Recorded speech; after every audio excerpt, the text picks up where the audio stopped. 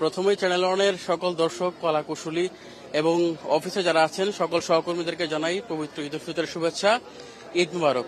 আসলে এবছর সারা দেশেই কিন্তু ব্যাপক উৎসাহ উদ্দীপনার সাথে পবিত্র ঈদ উল ফিতর উদযাপিত হচ্ছে এবং এবার ঈদটা কিন্তু কিছুটা ভিন্ন আঙ্গিক। আমরা দেখেছি কিন্তু গত কয়েকদিন ধরেই বেশ বৃষ্টিপাত ছিল এবং এই বৃষ্টি স্নাত হইত এবং এবার কিন্তু এখন আমরা আছি এবং এখন এই মুহূর্তে আমরা আছি রাজধানীর মিন্টু রোডের বিরোধী দলীয় নেতার বাসভবন। সেখানে কিন্তু জামায়াত আমির ডাক্তার শফিকুর রহমান বিভিন্ন শ্রেণী পেশার মানুষজনের সাথে ঈদ শুভেচ্ছা বিনিময় করছেন। আমরা দেখতে পাচ্ছি তিনি এখানে যারা এসেছেন সকলের সাথে তিনি আলিঙ্গন করছেন, তিনি করমর্দন করছেন এবং সকলের সাথে তিনি ঈদ শুভেচ্ছা বিনিময় করছেন। আমরা এখানে দেখতে পাচ্ছি যে এখানে বিভিন্ন শ্রেণী পেশার মানুষজন কিন্তু এখানে এসেছিলেন এবং এখানে এসেছেন এবং তিনি সবার সাথে মিশেছেন এবং এখানে অনেকেই সেলফি তুলছেন এবং লম্বা একটি সারি আমরা দেখতে পাচ্ছি রাজধানীর মিন্টু রোডের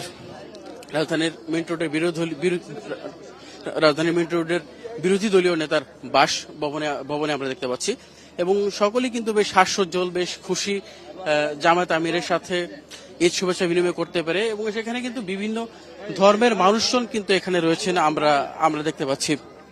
এবং আমি যদি আপনাদেরকে একটু জানি রাখি, এর এর এর এর আগে কিন্তু জামায়াত আমির ঠিক এখানেই তিনি ঈদের শুভেচ্ছা বিনিময় করেছেন বিভিন্ন দেশের কূটনীতিকগণের সাথে এবং তারা কিন্তু এখানে এসেছিলেন, জামায়াত আমিরকে ঈদের শুভেচ্ছা জানিয়েছেন এবং জামায়াতের আমিরও কিন্তু তাদেরকে শুভেচ্ছা জানিয়েছেন এবং এখন কিন্তু ডাক্তার শফিকুর রহমানের ঈদ শুভেচ্ছা বিনিময়ের দ্বিতীয় পর্ব চলছে এবং আমি যদি আরেকটু বলে রাখতে চাই যে বিভিন্ন দেশের প্রতিনিধিরা এখানে এসেছিলেন এবং বেশ কিছু মাধ্যম থেকে আমরা জানতে পেরেছি যে ঈদ শুভেচ্ছা ছাড়াও উভয় দেশের বিভিন্ন স্বার্থ সংশ্লিষ্ট বিষয় নিয়ে তারা কথা বলেছেন, কিভাবে উভয় দেশের সম্পর্ককে এগিয়ে নিয়ে যায় সেই বিষয়ে কিন্তু তাদের মধ্যে অনেকক্ষণ কথা হয়েছে এবং তাদের মধ্যে ছিলেন, যদি আমি একটু বিশেষ করে বলতে চাই যে ভারতের রাষ্ট্রদূত প্রণয় ভার্মা, তিনি কিন্তু এখানে উপস্থিত ছিলেন এবং তিনিও কিন্তু জামায়াত আমিরকে ঈদের শুভেচ্ছা জানিয়েছেন এবং তিনি বলেছেন যে ভারতের সাথে বাংলাদেশের যে সম্পর্ক সেই সম্পর্ককে আরো এগিয়ে নিয়ে যাওয়ার চেষ্টা করা হবে এবং সেই সম্পর্কের উন্নয়ন ঘটবে ভবিষ্যতে, সেটাও কিন্তু তিনি আশ্বস্ত করেছেন। এবং আমরা দেখতে পাচ্ছি বিভিন্ন শ্রেণী পেশার মানুষ এবং নানা বয়সী মানুষজন এবং দেখতে পাচ্ছি নানা বয়সী মানুষজন কিন্তু এখানে এসেছেন এবং জামায়াত আমির তাদের সাথে কোলাকুলি করছেন, আলিঙ্গন করছেন, সেলফি তুলছেন আমরা দেখতে পাচ্ছি একজন এবং এই যে ঈদ শুভেচ্ছা বিনিময়ের পর্ব সত্যি দারুণ একটি মুহূর্ত আমরা দেখতে পাচ্ছি এবং এখানে কিন্তু কোনো জাতি ভেদাভেদ নেই এবং এখানে মুসলিম সম্প্রদায়ের লোকজন ছাড়াও কিন্তু আমরা এখানে অনেক হিন্দু, বৌদ্ধ, খ্রিস্টান সম্প্রদায়ের মানুষজনের কিন্তু সরব উপস্থিতি আমরা এখানে দেখেছি। আসলে এমন একটি অসাম্প্রদায়িক বাংলাদেশই কিন্তু আমরা দেখতে চাই, ঠিক যেই অসাম্প্রদায়িক বাংলাদেশের স্বপ্ন দেখেছিলেন মাওলানা আব্দুল হামিদ খান ভাসানী থেকে শুরু করে হোসেন শহীদ সোহরাওয়ার্দী, শেখ মুজিবুর রহমান, জিয়াউর রহমান থেকে শুরু করে বেগম খালেদা জিয়া, সবশেষ তারেক রহমান আর এখন ডাক্তার শফিকুর রহমান।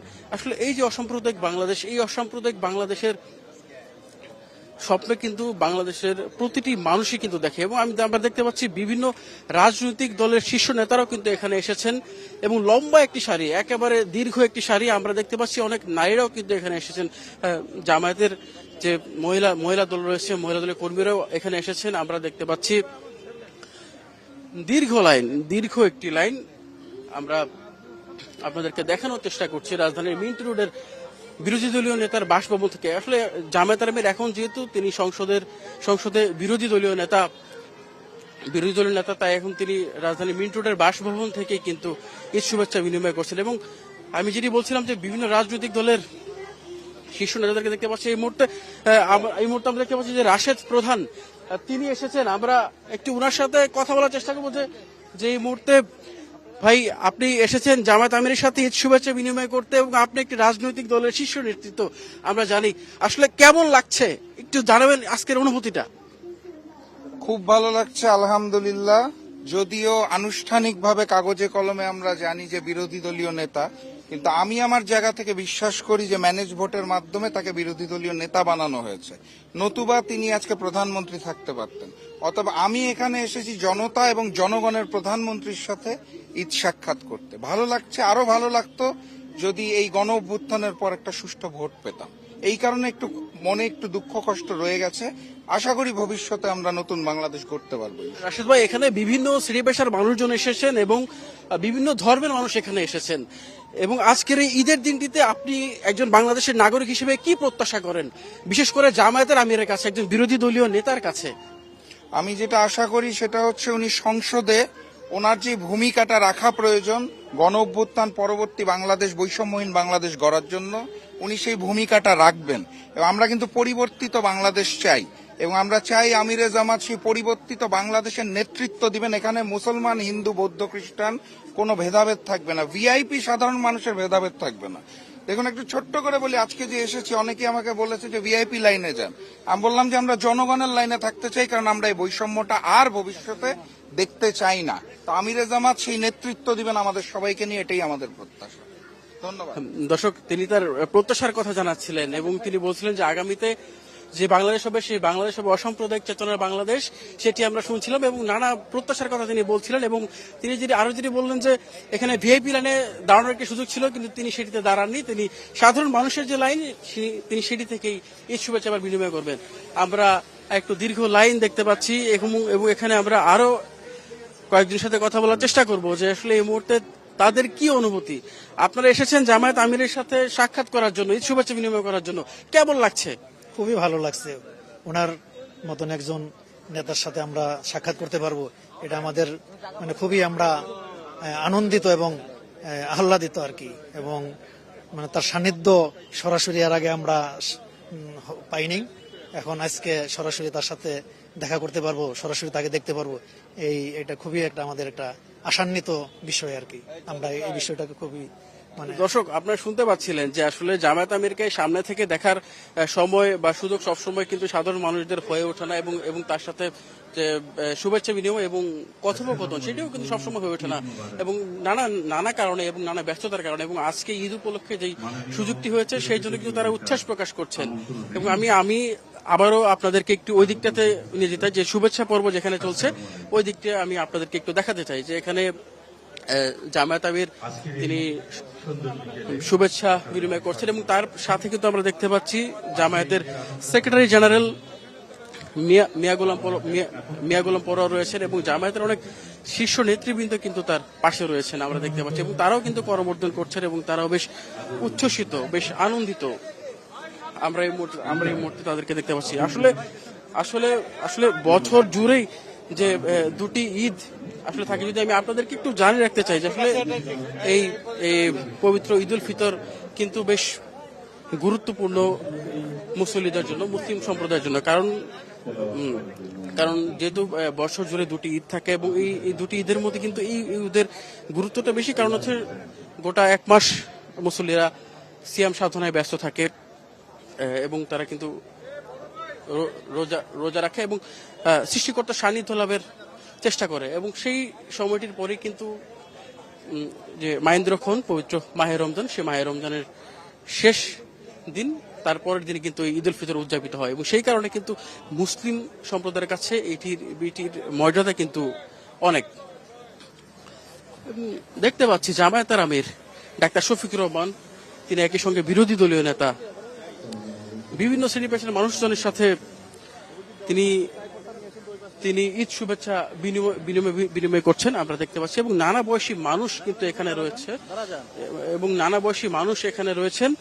আমরা দেখতে পাচ্ছি। আমরা এখানে একজন খুদে বন্ধু আমাদের সাথে আছেন, তিনিও জামায়াত আমিরের সাথে ঈদ শুভেচ্ছা বিনিময় করতে এসেছেন। আমরা তার সাথে একটু কথা বলবো। তুমি এখানে কার সাথে ঈদ শুভেচ্ছা বিনিময় করতে এসেছো? ডক্টর শফিকুর রহমানের সাথে। তুমি কি তাকে চেনো? জি। তিনি কে বলো তো? তিনি জামাতের আমির। তুমি কি এর আগে কখনো তার সাথে দেখা করেছো? না। আজকে প্রথম? জি। কেমন লাগছে তোমার? আলহামদুলিল্লাহ, খুব ভালো।